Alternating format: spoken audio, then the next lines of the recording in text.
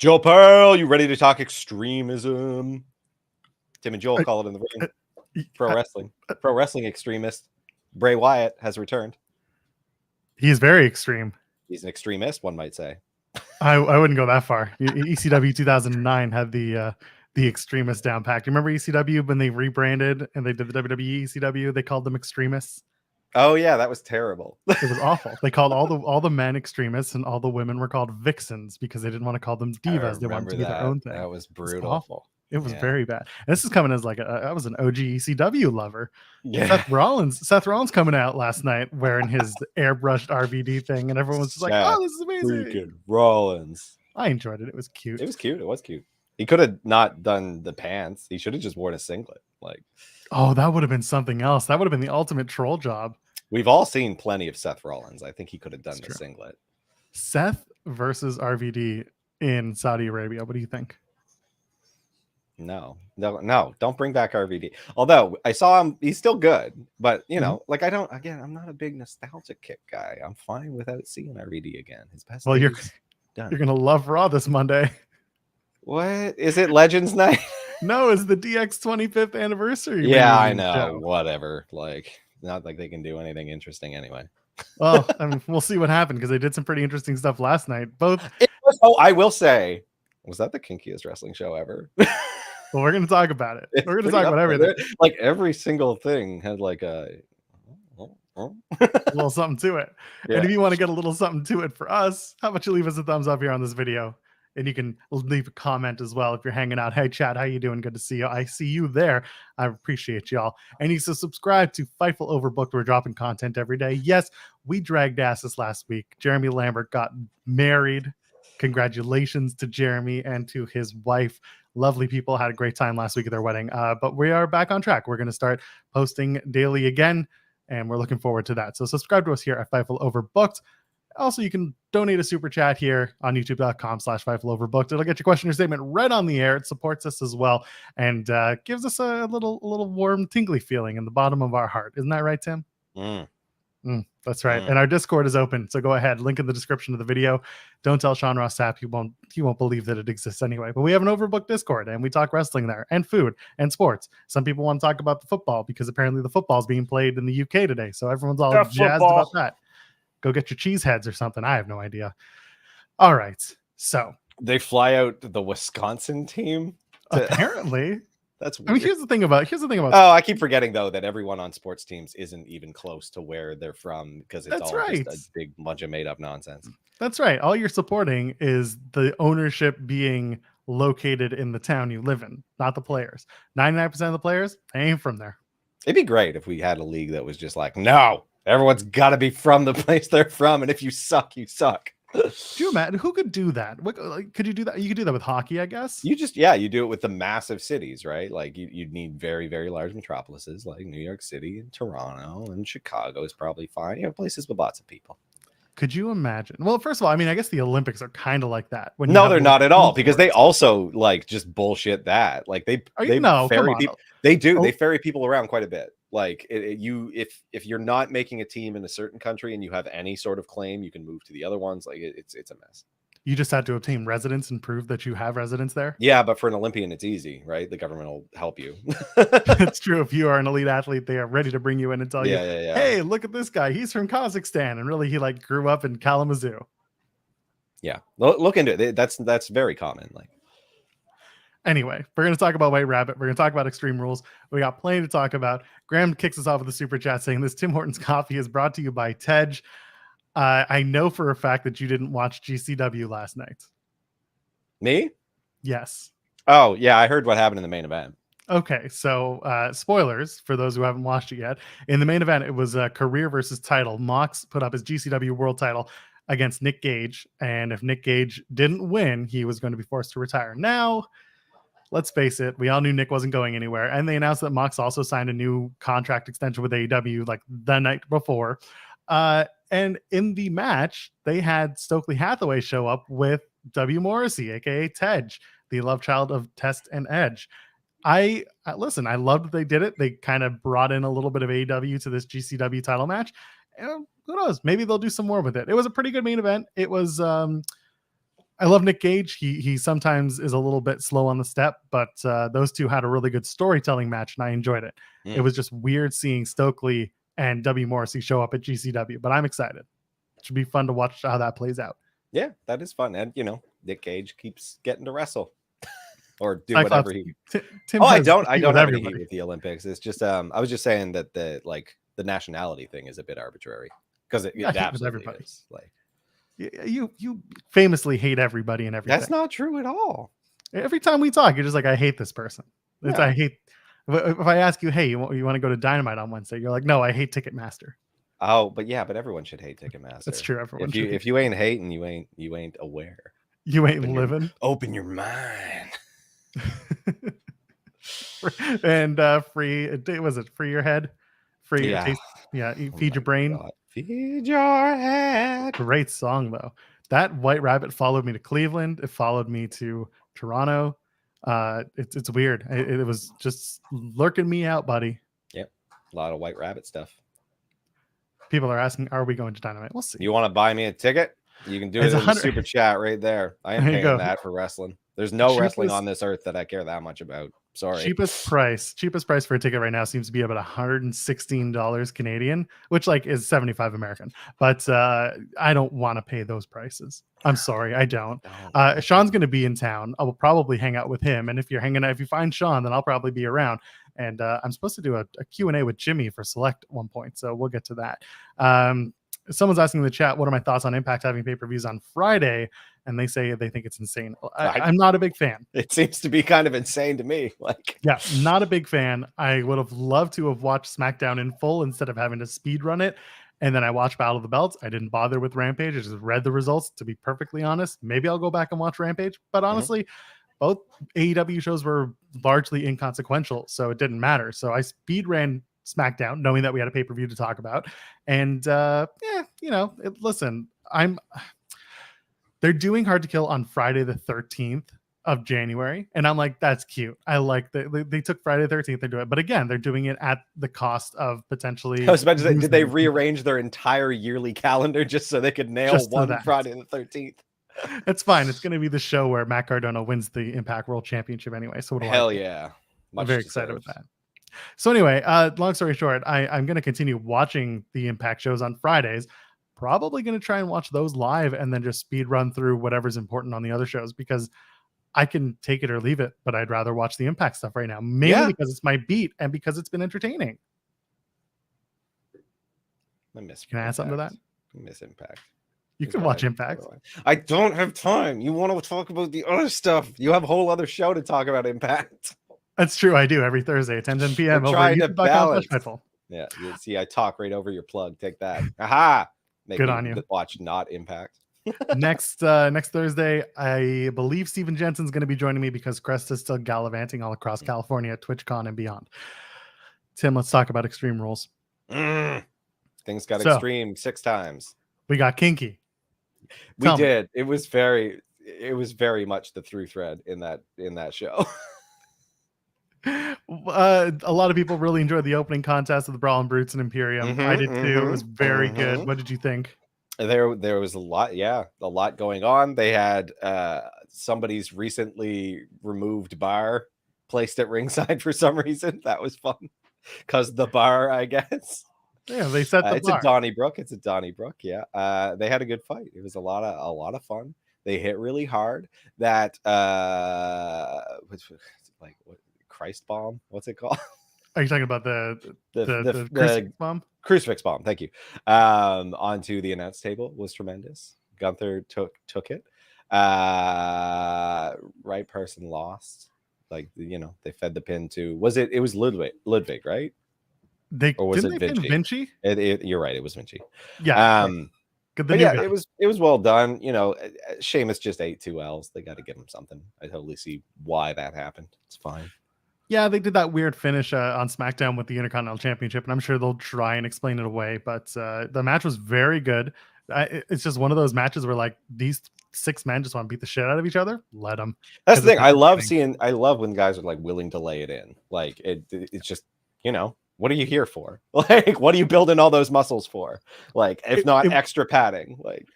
in some ways, it was a very like indie-rific 6-man. Oh yeah, like, big time. It was just a free for all of like spot. But yeah, it was like there are stakes, but the stakes are not necessarily big over the top like television wrestling. It was just like, hey, these 6 guys want to beat the shit out of each other. There are good guys and bad guys. Cheer for the ones you want. Yeah, and I was fine with that. It was really good stuff. Yeah, it was really fun. Yeah, so Sheamus looks strong, gets the win, pins Vinci, and I guess we'll do it one more time in Saudi Arabia with Gunther. I don't know. I'm getting kind of worried that because these matches are good, that they're just going to like belt up Sheamus for this so that he can do the Grand Slam and then kind of hot potato it back to Gunther. But that really undermines what they've been doing with Gunther. So like I think they should just move on. Like just get them different dance partners at this point. You can keep Sheamus in a high profile because he has been like the most consistent worker for years now. Like you're in a weird spot only because backstage Sheamus and Triple H are pally pals, very close from years back, and Triple H also loves Gunther and Imperium, and like, rightfully so. Like rightfully money so. There, there's money, and they perform well, and they are largely not problematic. They're well liked, so it just works. So you're right. You can't really hot potato the title because they did that with the women's tag titles, and look where that landed them. Aaliyah is MIA, and who knows where she's gone. But you just can't. I don't think you can do that with the Intercontinental Championship just to appease Sheamus and be like, here's your 35-year watch or something like that. Yeah, and like they're also building Gunther to be like next generation talent, right? Like he needs to be the guy at some point down the road, so they got to keep him hot. Yeah, we'll talk about Gritty and the Miz later on because that thing was a very funny throughout the entire night. It was good. Liv Morgan and Ronda Rousey, that went basically how we expected in terms of the results. It sure did. Match was fine. Match was a little close. It was fine. There's a lot of bats to asses. That was funny. Yeah, seriously. No complaints here. That was hilarious. That, like I said, they put together a gimmick bat, and like that first strike when Ronda hit her in the gut, like that, I was like, oh my God, you finally used a weapon that you can actually use in a way that isn't totally horrible. Again, why hit them in the head? That's the most effective thing. But obviously, like, every time you introduce a weapon like that, it's the same thing with the sword, that like you can only go so far with it. So it's Triple H's sledgehammer where he puts his hand over the front of it, and it's like, they did the best that I've seen WWE do with something like that in a while in that match. So I'm actually pretty okay with that. Like I say, everyone's just smacking each other in the ass with a baseball bat. It's just kind of funny. I like how they kept trying to say that Ronda was working over the leg, and meanwhile I'm just like, you can say the thigh. It's okay. Like upper thigh. Clearly smacked that's okay. I noticed that Ronda's gear was tap out with a thesaurus. Like it was just tap out brand, but we can't use their font, so submit. It's like, okay. Hey, by the way, best podcast specific intro music. Thank you. And that is actually Tim's band. So go ahead, check them out. You want to plug them? New EP Origins out for Iduna, IDUNA on Spotify. There you go. Go check them out. Iduna. They're all music everywhere. Yeah. It's funny. I was friends with literally every member of the band except for Tim first. So then here we are, Tim and I doing a show for the last 2 and a bit years, all about pro wrestling. And we're both bass players. So that's how it works. So Ronda wins the SmackDown Women's Championship. She, as someone says in the chat, Ronda sat on Liv's head and Liv smiled. And it's true. This got weird, and I don't like where it's going. And I'm just like, crap. Did you see the digital exclusive in the back where Megan Rand's looking for her? No. So they did exactly what you think they would do. She's in the back, and she's like crunched up in a corner, and she's not smiling, but she looks kind of dejected, but she's not. Yeah, she's kind of jokering. This is Liv's Joker origin story. She was wearing the Joker colors. It was all of that stuff. Massive ew. Hate everything about it. Here's the thing. I don't want to watch someone who was having a hard time making an interesting version of themselves work. I don't want to watch them act as a villain because they're not going to be any good. Like, sorry, Liv, but it's just getting over as someone who had a personality was hard enough. I don't believe that you can kind of fake a villain. Also, I'm so sick of that crap. Like, I hate this love for the Joker so much. It's so old, damn lame and dated. Yeah. I blame Penta for that one. Penta with his Joker gear. Hideous. I'll hate it. Looks good, but it's like you break it out a lot, and I'm done with it. I don't know. It's broken just out on Rampage. Clashing colors, like it's not my favorite thing. I get it.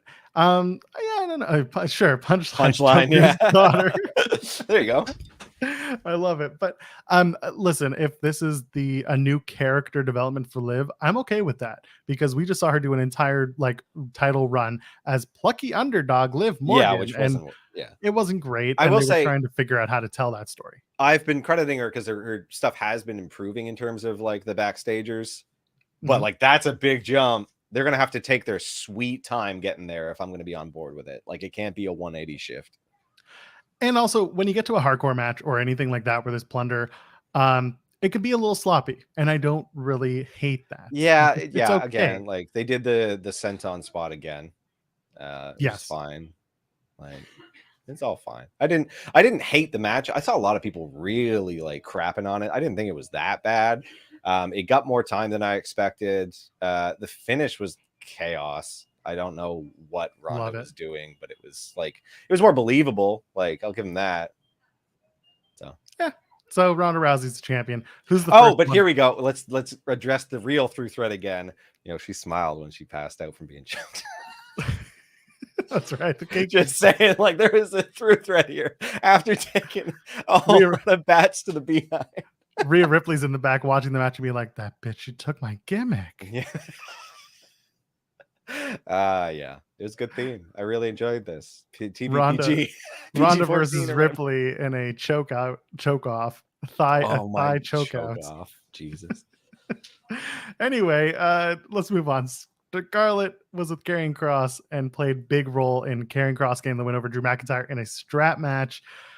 It was fine. Yeah, again, a totally serviceable match. Very Karrion Kross match. Very like Karrion Kross, and then it wasn't by. Oh, go ahead. It wasn't bad by any means. Anyway, it was very distracted. Through thread again. Strap match. Somebody asked me what Scarlett's wearing. She's apparently, according to people, she's wearing lingerie. I don't really think that's true, but I think those are people who just never seen people wear lingerie before. Yeah, it's a leather cat suit. It was her. Exactly. It was her DC inspired Catwoman outfit. Sure. We had Joker. We had Catwoman. Did anyone cosplay as Batman? I mean, technically Bray with that mask. You know, he looked more like the gargoyles from the Tim Burton Batman. Oh, there you go. He looked more like the gargoyles from the TV show Gargoyles. Gargoyles, great show. Yeah. Ahead of its time, very deep for a children's show. It's a bit much. There's a whole weird story about that. You should look into it. Apparently they were on the bump. I haven't watched the bump since they moved to 1 o'clock. When they were on in the mornings, I could sit and watch the bump while I was working. Now that it's on in the afternoons, I'm like actually working, so I can't pay attention to it. Somebody asked me about Karrion Kross and whether or not I see him as a main event act. And I very basically said, no, not right now. The way that he's presented right now, he could get there. Right now, he is, just before the main event. He's like the upper mid card, and that's fine. There's a place for him there. There's opportunity for him to move up. One of the worst parts about Kross in NXT was that all of his dance partners were like super duper work rate guys. He had the Johnny Garganos and the Tommaso Ciampas and the Adam Cole babies, and that's fine. Like it was a challenge for him, and a lot of the matches was just him trying to swat down the guys as they kept trying to take shots at him. Yeah. Now he's actually working against bigger guys who are more that WWE style, that Land of the Giant style, which is fine. The attractions. And there's an opportunity there. He's not a bad wrestler. Like I've seen him work. No, and that Saito suplex looks awesome. Like 90% of the time, really into his Saito suplex. A few times I've been like, you gotta lay in that like the you're naked choke. Like you gotta lay that in because it looks so bad when you don't. And again, the risk of you actually hurting someone is so minimal. Like you're in complete control. Just make sure that your arm meat touches their neck meat. Like it's not that hard. Yeah. So Kross gets the win with the cross hammer after Scarlett bear maces I love the contrast of that versus the fireball that didn't work. She's just like, you know what? Let's get back to basics. I'm just gonna mace this fool. So I was on the PW Torch live cast that they were doing during the watch along, and I said this was their make good for the fireball, doing the bear mace spot. And like, it's true. It was like, we messed up the fireball spot, so let's get some mace and let's just mace some motherfucker in his eyes. Yeah, it was pretty good. I got no real complaints with that. You know, I'm tired of watching Drew take L's, but I get what they, like we said, they're in a tough position with this one, so that was fine. It is what it is. This works because they're gonna do it again, and that's okay. Yeah. Do it again in Saudi. Do I don't know. Do a you're not allowed here match where Scarlett is banned from the country, and we'll be fine.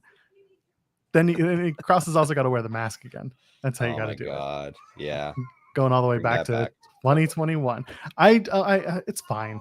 Again, there's more story to be told from this, and I'm okay with that. So let's move on. Many people shouting out Marseille's tweet, and it was pretty great.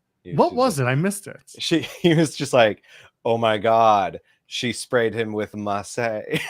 And he just wrote his name. It was very, I retweeted it. You can see it online. All right, I'll have to go look at that because I was doing other stuff at the time. But that's very funny. It was very funny. Bianca Belair and Bayley in the Raw Women's Championship ladder match. Very good match. Might be my favorite match of the night. Yeah, I really. Bayley did not win the Raw Women's Championship. Take that, your assumptions. That's right. People, like I said, we do not need to see another like got all the gold faction in WWE right now. You've got that with Roman's thing, and it's taken up like a ton of real estate. Bayley didn't need to win that, like, and keep Bianca Belair a star, because like you need to, like, you know, there's a lot of make good to be done there, and you need to keep her strong for a while so that when she does drop the belt, she stays in the main event picture. Like, which they've done. Like, she is solidified now, as far as I'm concerned. She is like a now like top person for the rest of like her career.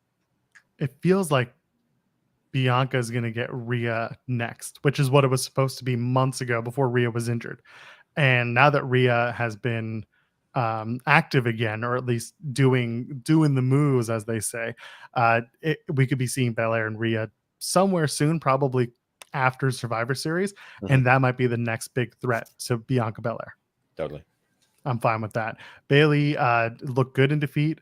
You had you had Io Sky and Dakota Kai come down. It's hard to say those two names together. I know, the rhyming. I know, the Io and Kai. So you had them come down and eat double. Sorry, it's funny. They hit the double. What's she call? Oh my god, KOD, and they had trouble getting into position. Yeah, and I had a very good time watching that. I mean, that was a dangerous, like, you know, you could have done face on face, or like, you know, it could have hit heads at that point, so you could tell that they were trying to angle their bodies so that they were more of an X on her shoulder, which they did it in the end. Like, she got there. And then they made up for it with the finish spot. Like that on the ladder was done pretty well. Like, I really enjoyed that. It was very interesting trying to do a KOD with Bayley holding a. She could have just let go of the ladder, but yeah, that I was just like, why don't you just let go? You knew. I don't know. There's so much of that. Like I said, why are you not hitting them in the head with a baseball bat? Like, that's a lot more effective. Like, why are you why aren't you just constantly kicking people in the crotch? Like, there's a lot of suspension of disbelief with wrestling, right? A lot of kicking in crotches. That's what we do. Like, the second it becomes a no rules match, I'm just kicking for the crotch nonstop, like both feet. Like, no Asuka, no Bliss, no Candice LeRae to back up Bianca Belair. Makes her look very strong with the win. I like that. And also, I think having Bliss out there would have had too many people being like, oh, is this when Bray's coming out? Is this when it's going to happen? Is this how it's going to start? Keep those two far apart. For now, we'll see what happens on Survivor Series. Either way, Bianca gets the win. Now we roll into Survivor Series. So instead of having one team have all the gold, it's going to be maybe a little different. Maybe both sides will be a little more balanced. Like I said, have Bayley be like player coach to them right now. Like, War Games Ronda. Yeah. Please no. Okay, so let's talk about Gritty and let's talk about Miz, and then we'll talk about I Quit, because I Quit was a long ass match. Yeah, man. So Gritty is following the Miz around all night, and Miz is just like, no, that's got to be Dexter, but it's clearly obviously. Not. First of all, I love how it was like, what's Gritty doing here? Gritty, what the hell he do? I'm like, Gritty lives in the arena. Yeah, he's got a room. Yeah, he's got an in-law suite. It's like a little thing. He doesn't even have an oven. He's got a hot plate with like a hot plate. Oh man, sad ass Gritty. Yeah, that's right. Well, listen, Gritty survives on mac and cheese. That's why he's so orange. And you just need a hot plate for that. So they do a whole bunch of backstage stuff with the Miz, and it's hilarious stuff. And the whole time I'm just thinking, you have to team up Gritty and the Miz in a WrestleMania 40 match. That's the way it is. Or they're going to revisit that at WrestleMania 40. Specifically Gritty. Specifically Gritty. Where's WrestleMania? It's in LA. It's in Philly. No, it's in Philly next year. Oh, okay. So we have 39 in LA, and then next year, Miz is still going, then 100%. He'll be going until he's 98. It's true, because he's ever the safe worker. Like I said, he was throwing punches and pulling them a mile away, even though Gritty is wearing 3 inches of foam. Like, his stomach again, is nowhere you near can that lay it in a little bit. My God, did y'all not play fight as children? Like, what, you didn't pull your punches when you were play fighting as a kid? You did, but you don't need to be that far away. It's okay if you tap them a little bit, as long as you're not trying to knock them out. They will be okay. Like, why didn't he try to jersey? Right, that's what Gritty? I said. The low hanging fruit, just jersey his ass. Like, it's because his head's so damn big. Well, I don't know. Miz is also from the West Coast, is he not? He's from Cleveland. Oh, idiot! He knows. He lives in LA, but now he grew up in Cleveland. Yeah. Anyway, so he should know about failing sports teams. Mm-hmm. Spent enough time in Cleveland, I can say that now. One day, 2 days. 1 day Cleveland, 2 days Akron, we're good. You know what? The only other thing that I would do with Gritty at WrestleMania 40 is team him up with Edge and call him Grit and Gritty. Edge ain't making it to WrestleMania 40, remember? Not at this rate. Him and Balor have a 28-hour I Quit match. Oh my God. It wasn't bad, but it was one of those, like, this could be 10 minutes shorter, and they didn't have to do so many weird teases. And then the Beth stuff was great. Like, honestly, like having Beth show up, and it was everything that we kind of expected and wanted out of this match. Exactly the way we expected it to end. But it was so funny. It was and like, you know, I've called in, like, I knew what was going to happen and how it was going to go down the second Beth showed up. I was like, okay, that's how Edge is going to lose this, and they're going to do, and she's going to threaten it, and then she's going to do it anyway. And they did it all, and it was just like, yeah, it was good. Like, I've no complaints about it. There's no other way to do it. Like, it's just, it writes itself. It's you know, again, the low hanging fruit of that, but I don't mind it, because why work harder than you need to for this feud? Speaking of low hanging fruit, Edge kicks Dominic in the dick. That was great. Kicked, and then as he's walking away with them victorious, he's grabbing his peen. It's very funny. As he should. It's very good stuff. A long Edge match. Oh yeah, who would have thought? Who would have thought it would have lasted long? Yeah. And you know what? Again, it was one of those things where it's like, someone's got to tell Edge, like, shave 5 minutes and you're going to be golden. They'll give you 5 stars. Yeah, he's not going spot to spot to spot. We're getting 5 minutes of everyone lying on the ground gasping for air. Like, ask him. That's all that match was. Just deep breaths, and I don't want to. So obviously the high point of that match was getting Edge to say I quit, because you had Rhea with Beth set up for the concerto. And I'm sitting there, I'm just like, she's gonna do it anyway, and it's gonna be delicious. Yeah, of course she's gonna do it anyway. Like, Edge, well, you should know this. Like, I'm pretty sure he's done that. He's done it. Yeah. He knows. And it was just kind of like, oh, I quit. Because I think he knew there was no saving his wife at that point. He was tired. He was just tired. He was like, oh, I'm so sleepy. I need a break. He's tired, he's hurt, and he works with children as he chomps down on muffins and drinks. Yeah, exactly. So they'll do it in Saudi. They'll do a mixed tag. But do you do a mixed tag or a mixed 6-man? And you add Rey Mysterio. Well, okay. I think they should do the Dominic. mixed 6-man, but I think it's just going to be the tag, which is a little bit underwhelming. Why is it underwhelming? Because I think you should, if you've been featuring Dominic so heavily in this, he should be in it. Like, Dominic and Rhea versus Rey and Beth, not Edge. That's fine. Do that tag team instead. It's worthy of Saudi, I'll tell you that much. Like, suddenly Angie knows how to work, so it's Angie and Ray. Oh my god! Could you imagine? Just wonderful. Dolce crap flying everywhere. Or wait, they're Louis Vuitton. Louis Vuitton, yeah. Sorry. I wouldn't hate doing the 6-man because like you said, it should be some sort of payoff with Dominic and Ray. Yeah. Or do you have Dominic and Ray as their own standalone match? I don't think they've done the work for that yet. Like, I think we're gonna get there slower because like he stomped his face in this match, but they need more interactions, more little things like that before they get to the actual one-on-one. Yeah. Yeah, that'd be fine. Like, make a meal out of it, right? Like, you're only going to get to do this once. Like, you could build it all the way to the Rumble. You can have one eliminate the other, just like it's funny because we've talked about that spot for like 3 years now, where it's been like, and Dominic eliminates Ray, and that's sowing the seeds of tension. He's going to turn. And instead, it's going to be, we've already done the turn. And do you have the two interact at, does this build to WrestleMania? Because if you do it as a WrestleMania match, it's got to be like career.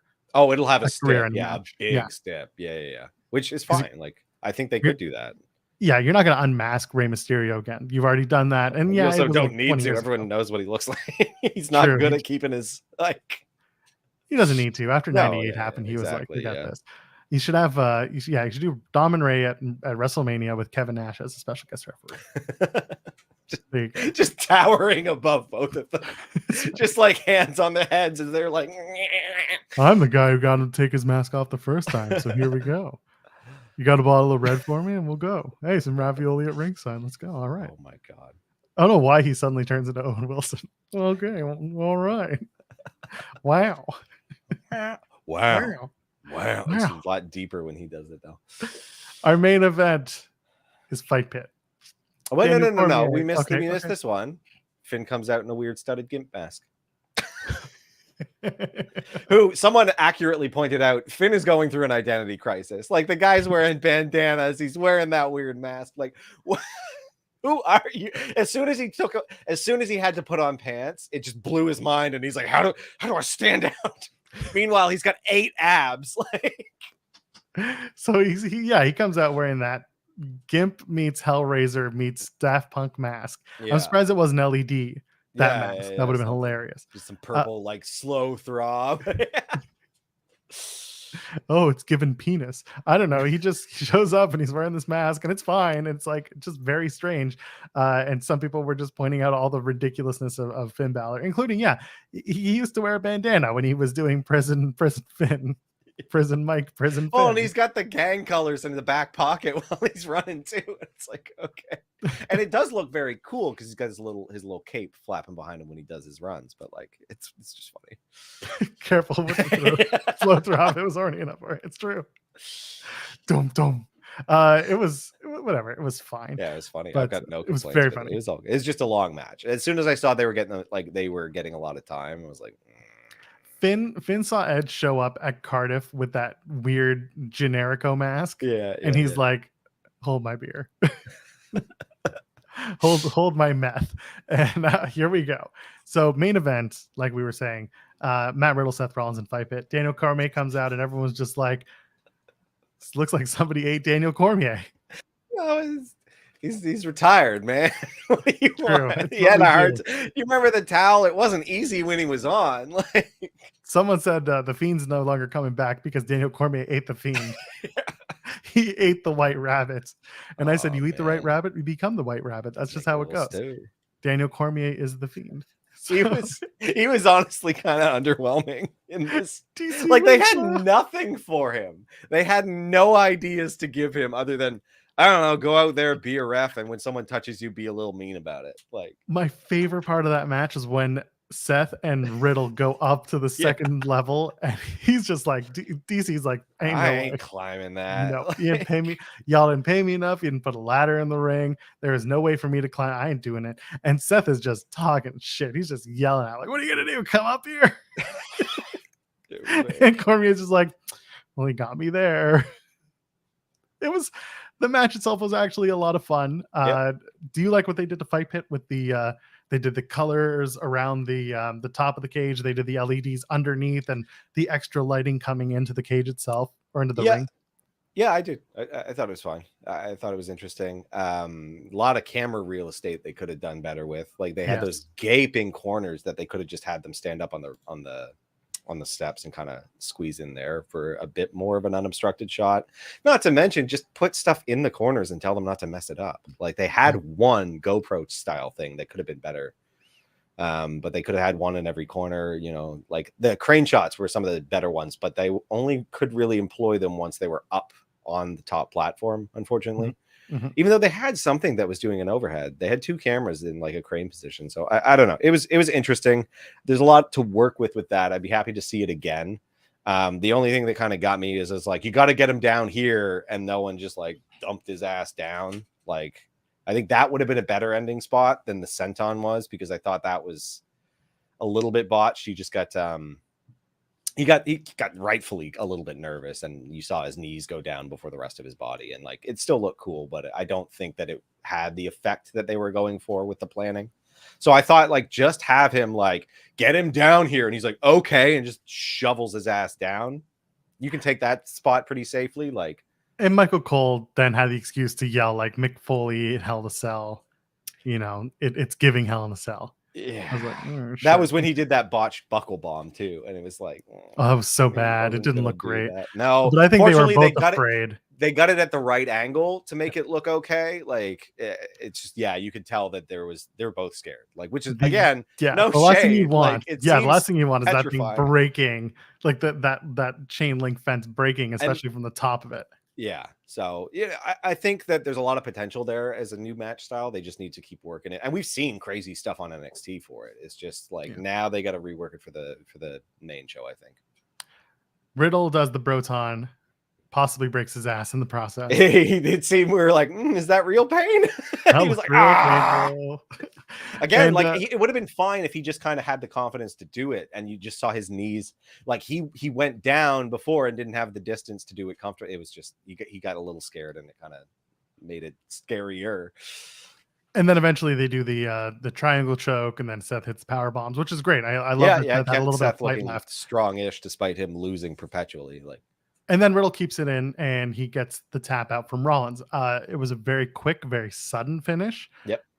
Don't know if that was a timing thing. Don't know what that's about, or if it was just like we have to get out of here because the crowd they were really overrun, wants. Like, yeah. Well, that's the thing with network. Like you couldn't, but they were like, we got to get this reveal out of the way. So which, let's my God, how they did that, like on the way there, with the going to the copyright notice and everything. I was like, wait, what are they doing? Yeah, I was like, no way, they ain't gonna do that. And then, of course, they did not. They just shut all the lights out, and I was like, oh. And then we still on the air? Yeah, which was a nice touch. Thank you, Michael Cole, for that. Also, we should mention like Corey Graves and Michael Cole are now the perpetual PLE commentary team, which I don't not hate necessarily. They said it. They explicitly said that. Did they? Oh, yeah. Okay. At the top of the show. At the top of the show, they were like, "We are the PLE team."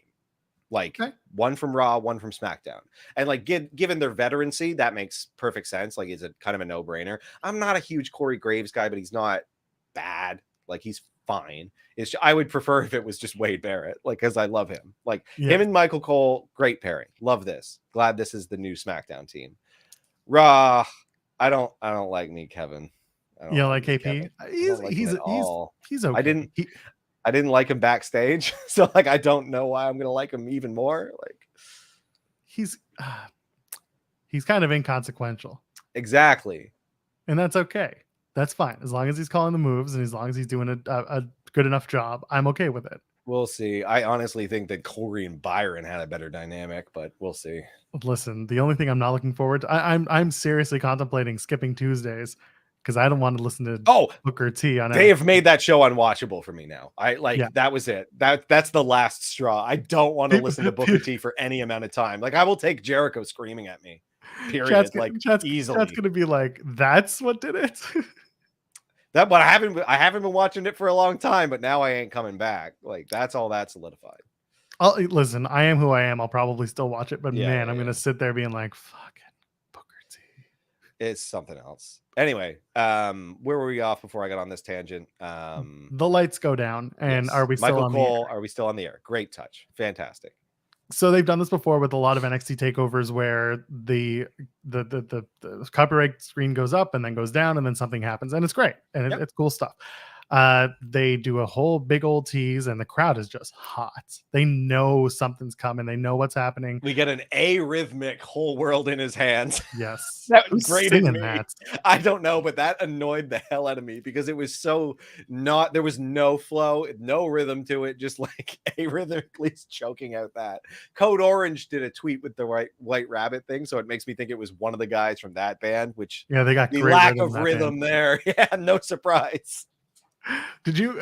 I know we're going to go off on a tangent in a second. Yeah. You can put us back on tangent if you want with the super chat. I don't care. So did you have you seen the Sebastian Bach and Ronnie Radke bullshit? That's two names I don't want to hear anything about. Right. So I'm not going to go too deep into it, but I watch a lot of like Justin Hawkins videos from the darkness. You familiar with Justin Hawkins? I'm familiar with Justin Hawkins because they put out one amazing album, then Too Much Heroin and mediocrity ever since. So Justin Hawkins has a YouTube channel called Justin Hawkins Rides Again. I just gave away one of my bits. If you ever see me tweet at random hours, Justin Hawkins, it's him doing his, I'm watching a bunch of Justin Hawkins Rides Again video. Anyway, he talked about the Sebastian Bach and Ronnie Radke thing. And the whole time he doesn't know how to pronounce Ronnie Radke's last name. So he's calling him Ronnie Radke. And I'm just laughing my ass off because stop giving him that much, attention to detail. It was fine. Go watch the video.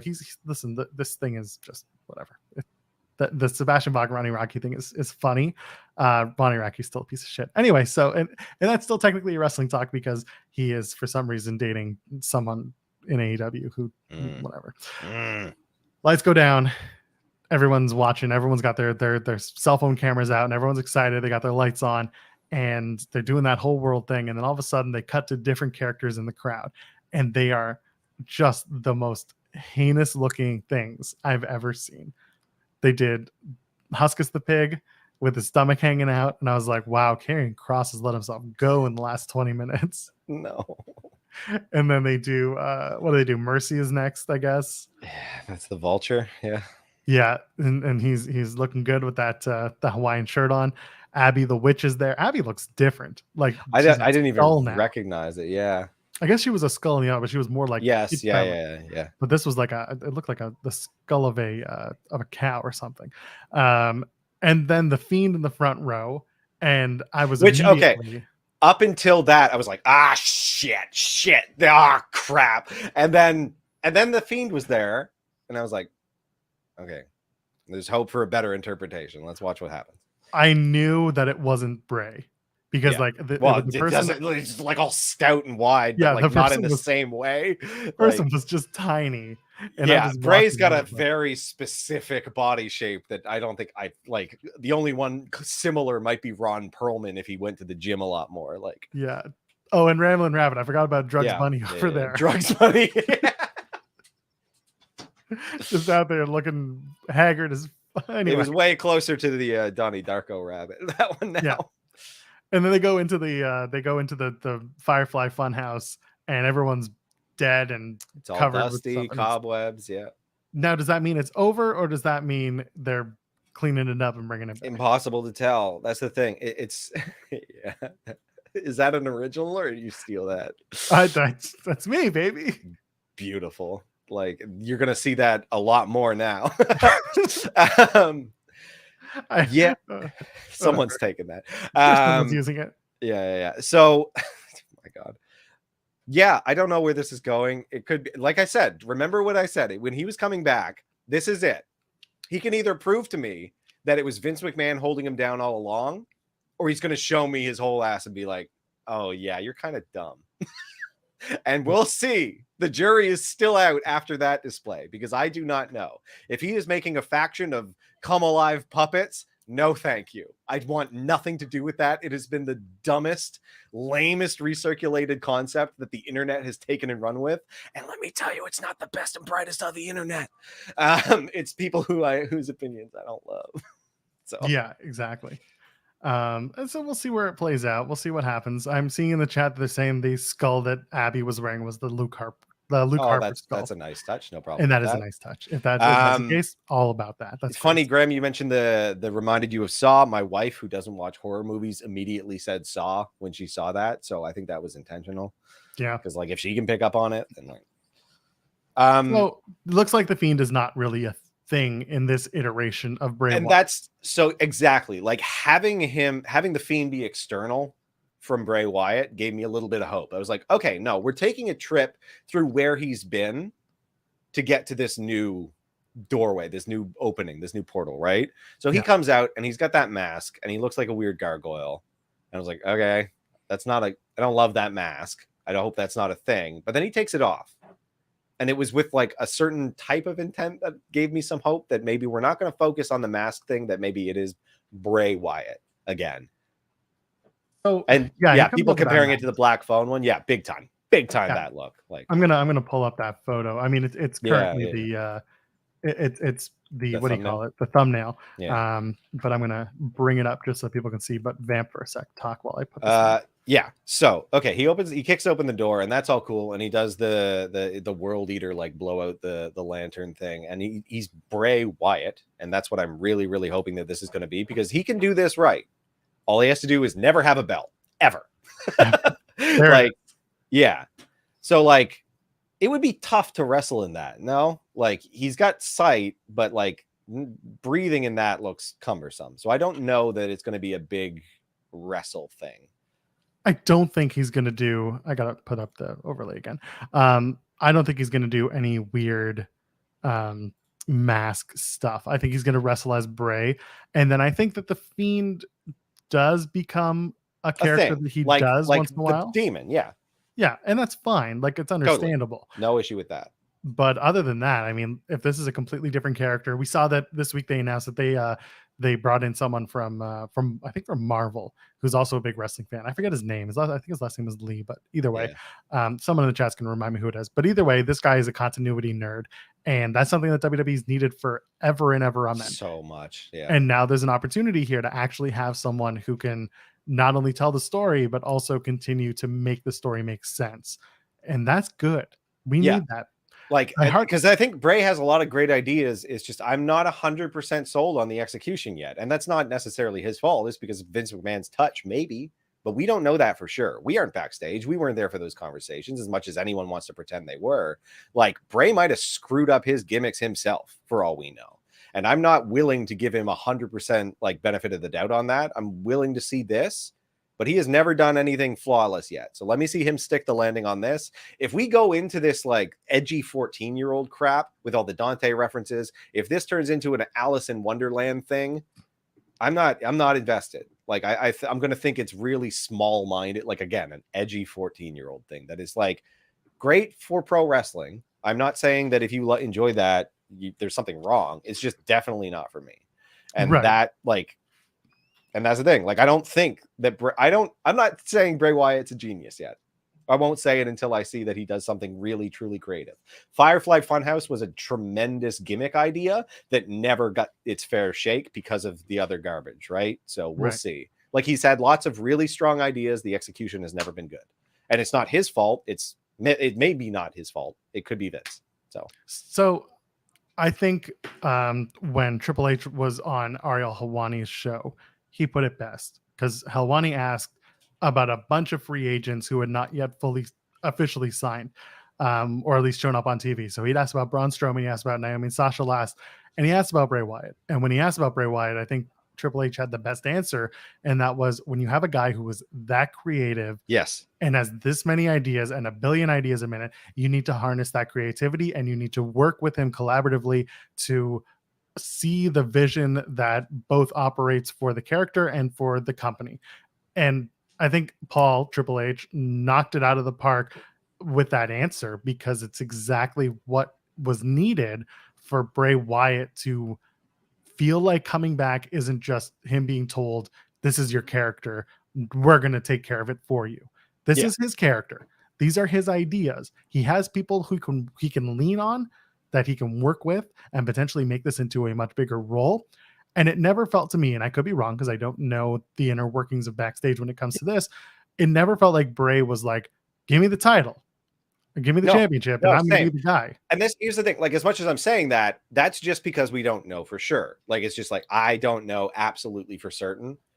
So like, I'm giving it the possibility. I'm cautiously optimistic because in my gut, do I feel like Vince was the problem? Of course I do. Like, we all know that, but we don't know for sure. And now is the time for Bray to either stand and thrive on his own or flounder. And like, we just do not know until it happens. Some of the teasing, like I said, was very kind of dim-witted to me. Like, I don't like allusions to Inferno. It's childish at this point. Like, something that someone brought up to me, and I think this is actually a good shout. If you were willing to do the work and go down the proverbial rabbit hole, that was great. All the power to you. But the expectation wasn't that everybody does it, because it wasn't like everything was leading to Bray, but some things were just like, we're gonna harken back to this and that because you're a big Bray fan, and we're gonna reward you at the end with this reveal. It was never a big secret. No, and because of that, it worked. I think for people who are perpetually online or just like, I'm sick of this story. Well, yeah, if you're online and all you're reading about is Wyatt theories, then yeah, you're gonna burn out and get sick of it. But if you take it as like, this is entertaining for me, this is something like I want to investigate and put my time into this because I like this character and because I give a damn, great. You're going to be invested and you're going to be rewarded at the end, as you were last night. But you're not going to feel super burnt out because this is only the beginning of what could be a larger program with Bray. Exactly. And like, the one thing that's giving me more hope with that, with the teases and all that, was that all of the teases on the program I actually really enjoyed. Like, I enjoyed the stuff that was on TV. Once everyone found once they all went down the rabbit hole, they found pieces that I was like, and that might just be like, okay, you want to go down the rabbit hole? Let me take you down the rabbit hole for an unsatisfying finish of a bunch of red herrings. Right. And that would be fine with me if he's just like, I can manipulate these people. I can make you dance. Right. If he is like this puppet master guy in his cult leader kind of identity, then I'm very much interested in what he can do with it, because I think that's really fascinating. Using the name The White Rabbit is risky because, one, like I said, I don't want Alice in Wonderland illusions. I don't need this Tim Burton crap. Like, it is very like edgy teenager, like Hot Topic crap. They'll buy the merch though, so it works. And they will buy and whatever. If you want to use that as like an edge piece to be part of the merch, but just make the meat of it like a bit more nuanced, and I'm fine with that. It's difficult to call yourself the White Rabbit when an active WWE wrestler had that gimmick in a different place. Like, that gets messy, and I don't care for that, because it just shows like, if he's actually going to go by the White Rabbit, that's kind of a lack of creativity. I don't think it is. I think the White Rabbit, I don't think so either. A means to an end. We're going to find out. And like, I think it's more playing with the concept of a rabbit hole. Like, I think that's where he's getting it, which is better. Like, that is good writing, which is encouraging. So, and I still want people to be joining him in his journey. I want other wrestlers to join in. Yes, he needs it. This is my buddy who's like more casual, was just like, here's the thing, no belts ever. Give him a few guys to mess with in a faction, and he wrestles maybe once a month. Like, and let those guys who are flocking him like ravens flock, let them be tag team champions. Yes, exactly. Like, do them week to week stuff, put them on TV doing the actual wrestling with Bray just as this specter, like there in video packages in the background at ringside. All that's fine. You can stretch things out. Only ever have Bray wrestle like once a month, like he was doing before. Like, a lot of pieces were fine. It's just that the audibles they were calling kept screwing things up.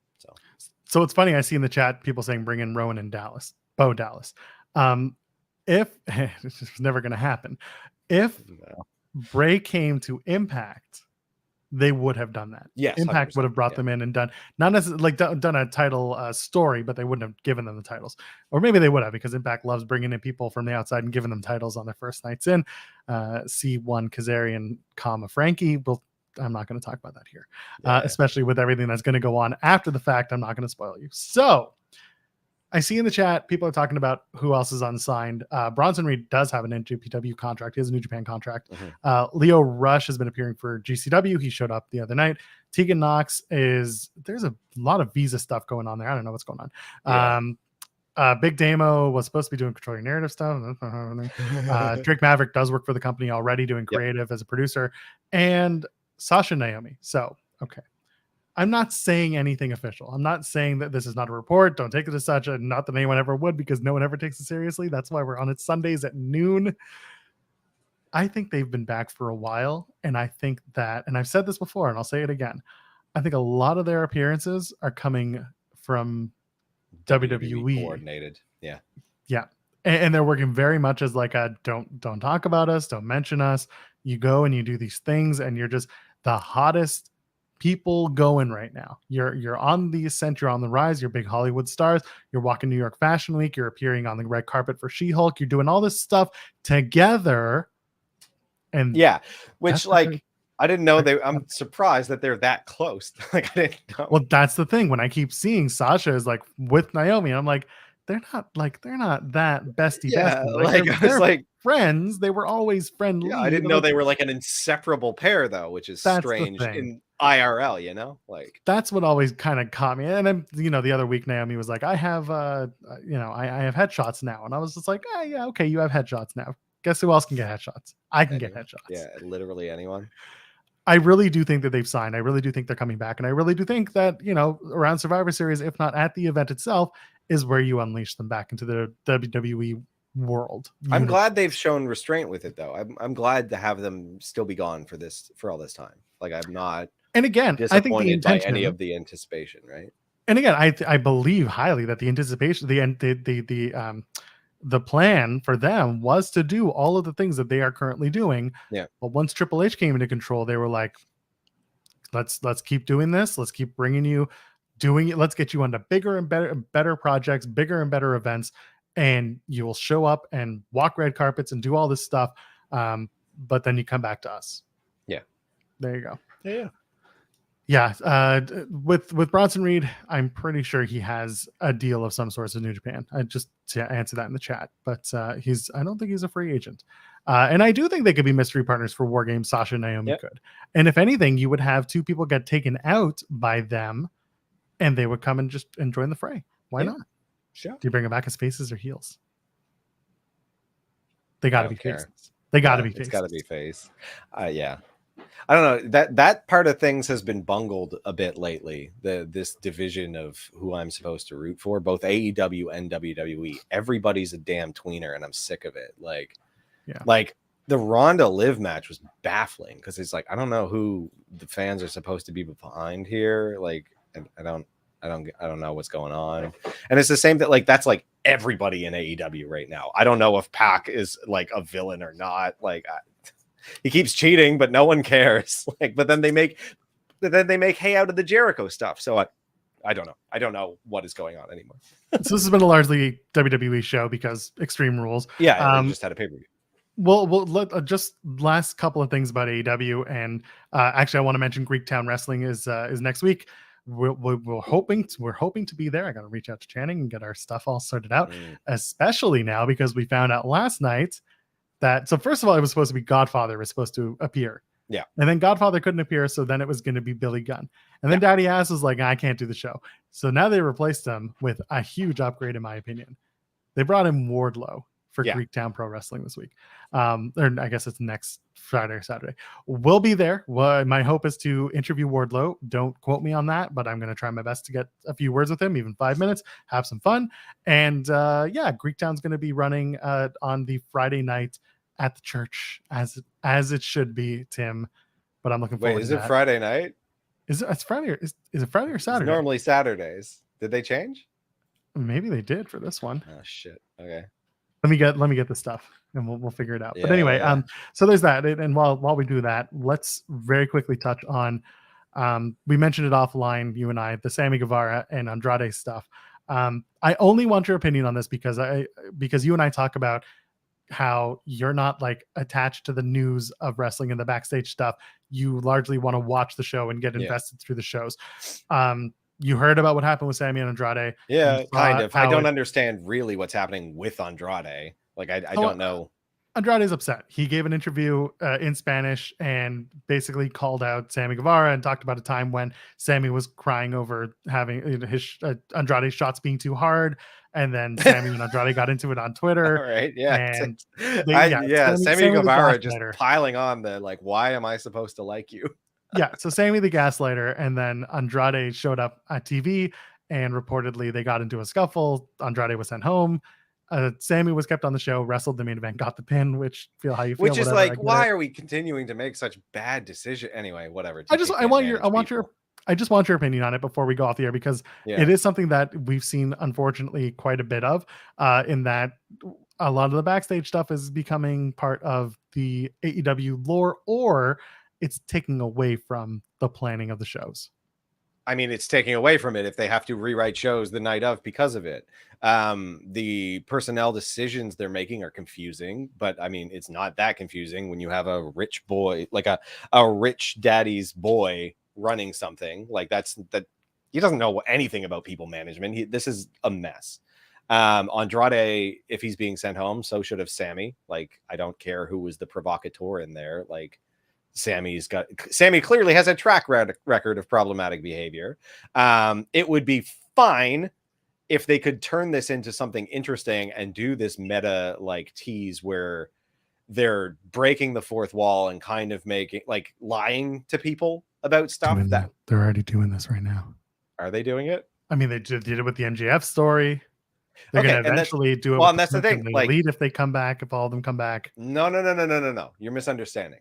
Okay. What I'm suggesting is that none of this was ever real. I'm not saying turning the shoot into a work, because that keeps ending up making really shitty matches. And that's the problem. Like, if it paid off, fine, but they're not doing well. Like the Eddie and Sammy match sucked. Like, that's gonna bring it up. Like, that's what doesn't work. Like, if they were lying about this entirely and they're just using like dirt sheets and stuff to tell a different story, that's fine if it was paying off in an interesting way. But they're taking real life problems, resolving them, putting them on screen, and then everyone's too scared to lay their shit in, so they put on these really boring matches, like with, again, no build on the TV show, because they're not slowly doing it, they're rushing to the finish of literally everything they do, which is wasteful. Like, all of these matchups coming up for no good reason, like great in-ring because all these guys can work, but like no justification for anything. Wardlow's still in a 6-man program. Like, great match with Brian Cage this week on Dynamite. That's the thing. They all doing great matches. Like, I'm seeing tons of amazing matches. I'm not getting much of a story for why they're happening. Pac wrestles twice for some reason in a place that has so much talent that like a lot of people aren't getting their shine, but let's have Pac wrestle twice in one night. And also let's disregard any sort of like, we'll talk about, well, I'll wrestle you on Friday, even though they're wrestling after Dynamite on the same night. But then let's break that fourth wall and talk about it on commentary with Pac wrestling the same night, even though we're airing. Rampage was live. Yeah. I'm just letting you know Rampage was live. No, that's the thing. Battle of the Belts was live. Wait, what? Both shows were live. So commentary is just dumb. What? Possibly. Yeah, I'm 99% sure this Rampage was live. Yeah, they were in okay. DC. No, wait. So where was the 6-man match? Was that not on TV? 6-man was on Rampage because it replaced the Andrade match. The 6-man was on Friday. Yeah, and the Battle of the Belts match was right afterwards. It was also Friday. It was also Friday. They did 2 hours. Oh my god, sorry. I thought it was Saturday. I watched after the fact. Okay. No, last night was Saturday, and that was Extreme Rules. Yeah, got it. Okay, so that's me. Okay, never mind. Disregard all of that. Other than why is Pac wrestling twice? And again, it was because of the Andrade stuff, but they should have had something else going on. It was very strange. Let's see. You have a massive roster. Like, just have different irons in the fire, right? Like, so you can actually draw on things rather than just shoehorning in these two seem like they'll wrestle well together. Let's do that. Last thing I want to say. And I do want to. So funny. I'm so embarrassed. It's very funny. See, that's the thing. I don't know the calendar. I just watch the shows. Like, I'm not that like. And also, they have a weird thing going on with like when they're going to be live for Rampage or when they're not. So like most of October, they're going to be live for Rampage, except for this week on the Toronto show, because that's being taped on Thursday. Yeah. And then aired on on Friday. It's a lot. Yeah, I will say, so someone's mentioning like it's fair. It's like, okay. So part of my criticism of that was that the commentary had kind of broken the narrative part of it, right, which they normally do not do. I thought that it was a Friday, Saturday show. Gotcha. So that makes more sense to me. Like normally they're okay with like, yeah, it's Friday. And it is 25 minutes later, but like at least it's aired on Friday and the TV show, like the stuff internally is consistent. That's what I was criticizing. Last thing I want to touch on was from Battle of the Belts. They did Jade versus Willow Nightingale. A lot of people, I understand. A lot of people were like, "Oh my god, they're going to belt up Willow because of the promo she did." Why did they think that? Wednesday. Okay, well, because the promo on Wednesday was basically her being like, "Listen, Jade, you beat me 3 times, so now I got to win this one." And I was thinking to myself, "Well, yeah, she should really win this one because otherwise she looks like a chump." Jade's beaten her once in singles and I think twice in tags. Either way, okay, Willow loses another one.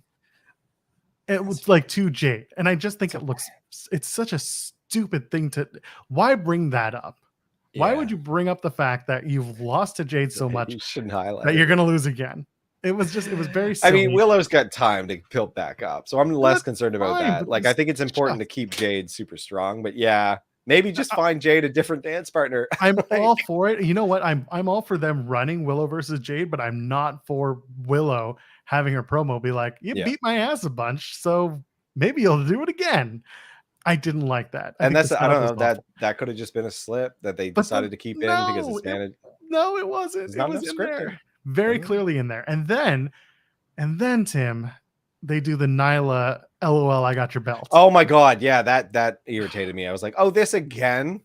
This is very uninteresting. Like Nyla it's not even shown up and just beat the shit out of Jade, and then you can take the belt. But instead of doing LOL, I'm taking your belt from BTE Nyla now. That's it. That's what you get. Everything is everything. Like I'm gonna be fine watching Nyla and Jade. I love Nyla Rose. I think that she is so entertaining, and I think she's a great promo and she's actually a very good wrestler if you give her the time.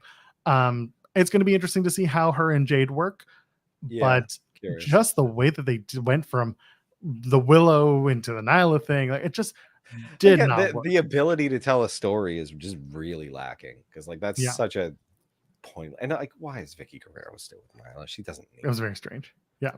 I'm sorry, friends. We normally don't shit on AEW like this. It was just a couple No, really not normally. Like it's just been frustrating lately. And it's because of the backstage chaos that is throwing plans into disarray and it's not being managed well. Like we'll see what happens Wednesday. Dynamite is live in Toronto. It's gonna be some good matches. We'll see if we get tickets or if we end up going at the last minute. Who knows? Let's get out of here. Tim, where can people find you on the internet? Well, you can find me at Tim Stone B, TIMB, STONEP, Twitter, Instagram. My favorite. I'm at Joel Pearl, JOELPEARL. It's what are we? Fightful Overbooked. YouTube.com/Fightful Overbooked. Dropping content daily.